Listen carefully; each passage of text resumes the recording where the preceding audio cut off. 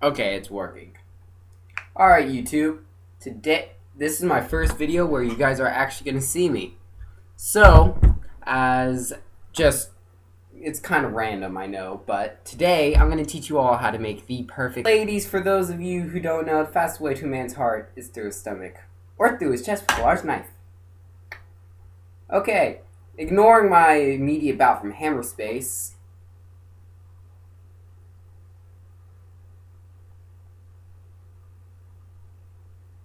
We're going to continue our video today, and I'm just going to show you how to make a basic sandwich. Now, I could show you more different ways to make sandwiches, and I could show you lots of different sandwiches.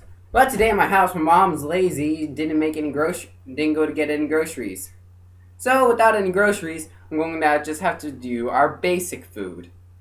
Okay, take a look in our kitchen here.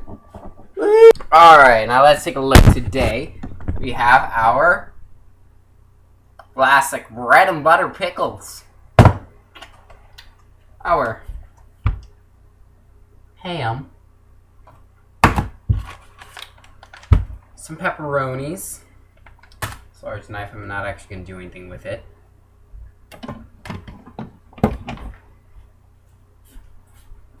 We have a toaster. Not that. There, with the coffee filter on it. There it is. Great for all your toasting needs. Works for bagels, too. Now, let's take a look at the different breads we have. Today, I will be using just a simple wheat bread. Now, there's a reason why I only buy wheat. You see, wheat bread, on top of it being better for you, which it is, it has more whole grains and is sort of organic because they don't bleach the flour. So that means it's better for you, and it tastes better. It has a very nutty consistency, and it's a bit of a sweeter bread too. You'll even eat the crust. So, step one of making a sandwich. Open the bread, of course. Duh. Now, this is the process I use for making all sandwiches.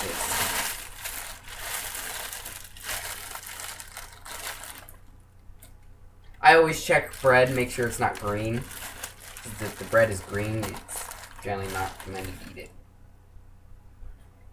Toast it by putting it in a toaster.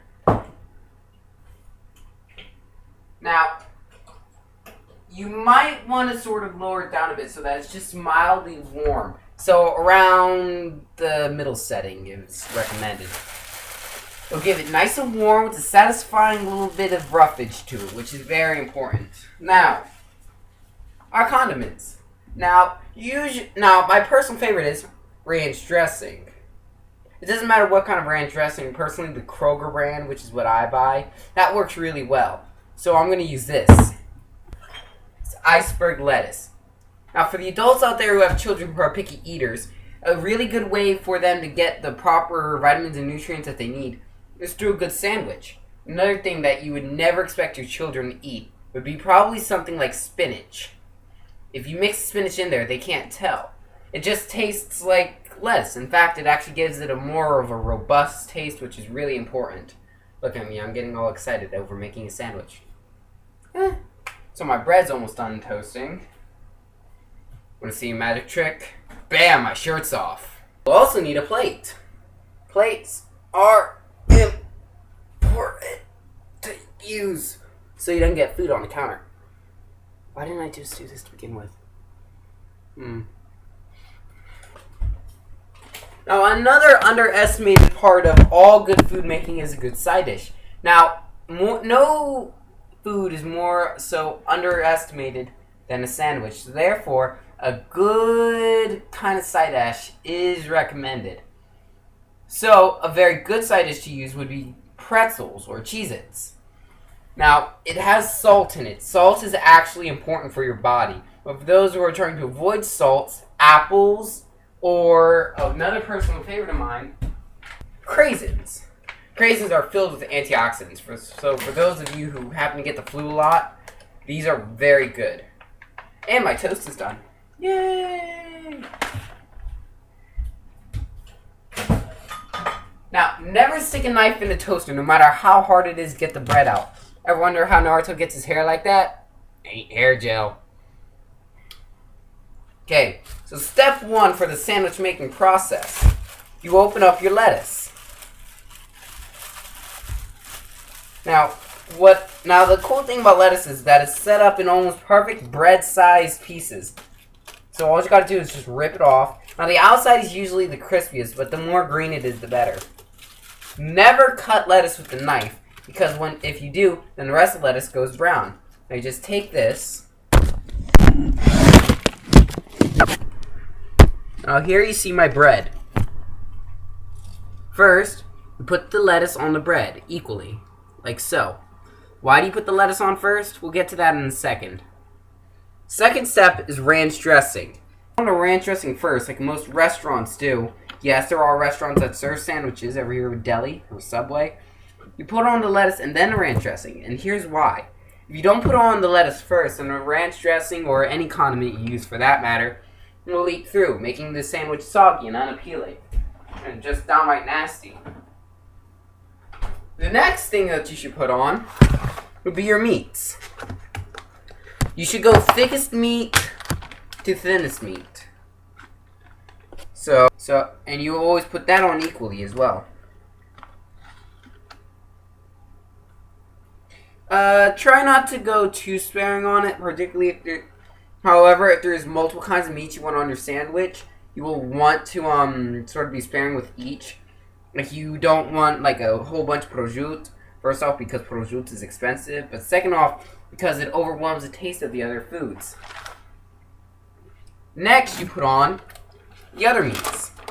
See, the pepperoni is classified as a thin meat, partly because there's only a few pieces of it.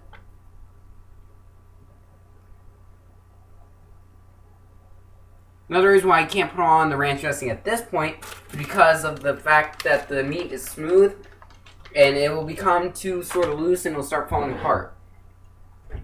And now, for the vegetables, such as pickles. Put the pickles on, much in the same way. Remember, you want the sandwich to fit together. If it doesn't fit together, then that means it'll just sort of fall apart. And that'll be a huge waste of sandwich.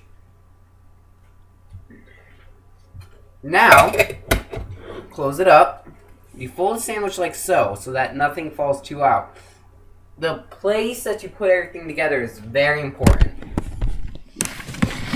And that's the word for making a sandwich. Now, when I say a sandwich, I don't mean a peanut butter and jelly. This is a man's sandwich. Look at it. It's about this thick.